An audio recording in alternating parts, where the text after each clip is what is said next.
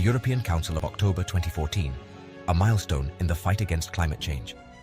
The European Council of October 2014 marked a turning point in the European Union's climate policy. This meeting, which brought together the leaders of the member states, laid the foundation for more ambitious and coordinated climate action in the years to come. Why was, and still is, that council so relevant?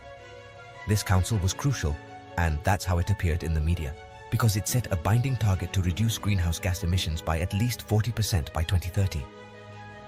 However, the truly relevant aspect of this European Council was the reform of the emissions trading system.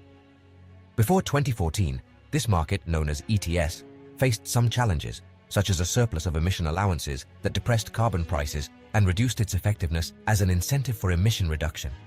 How did it address these challenges? The first thing it did was to strengthen the emissions trading system, known as ETS, or also EU ETS. In 2014, it was agreed that this ETS or EU ETS would be the main instrument to achieve the emission reduction target, and measures were established to strengthen its operation. Why strengthen the ETS or EU ETS? The ETS, as we know, is a market mechanism that sets a limit on greenhouse gas emissions from industrial facilities. Companies receive or acquire emission allowances that can be traded. As the overall emissions cap is reduced over time, the price of allowances increases, encouraging companies to invest in cleaner technologies and reduce their emissions. What measures were adopted at the 2014 Council? To address these challenges and strengthen the ETS, the 2014 European Council agreed on a series of key measures. Acceleration of the withdrawal of emission allowances. A more ambitious timetable was set for withdrawing a significant portion of existing emission allowances from the market, which would reduce oversupply and increase the carbon price. Creation of a market stability reserve. A market stability reserve was created to absorb the surplus of emission allowances and prevent future excessive fluctuations in carbon prices. Strengthening compliance measures. Measures were strengthened to ensure compliance with obligations by companies covered by the ETS, which increased the integrity of the system. Increased transparency and accountability.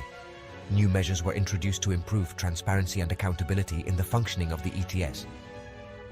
What impact did these measures have? These measures had a significant impact on the functioning of the ETS. Increase in the price of carbon. The withdrawal of emission allowances and the creation of the Market Stability Reserve contributed to a gradual increase in the price of carbon, which made investments in clean technologies more attractive. Greater certainty for investors. The increased stability and predictability of the system encouraged investors to make long-term investments in low-emission projects. Greater effectiveness in reducing emissions. The increase in the carbon price and the more stringent compliance measures encouraged companies to reduce their emissions more ambitiously. At ILP, we are experts in advising companies and startups. Our goal is to support your success and growth. Get in touch with our AIs, Savvy and Atenea to focus your inquiries or contact us directly. More information at ilpabogados.com and ilpstartup.com.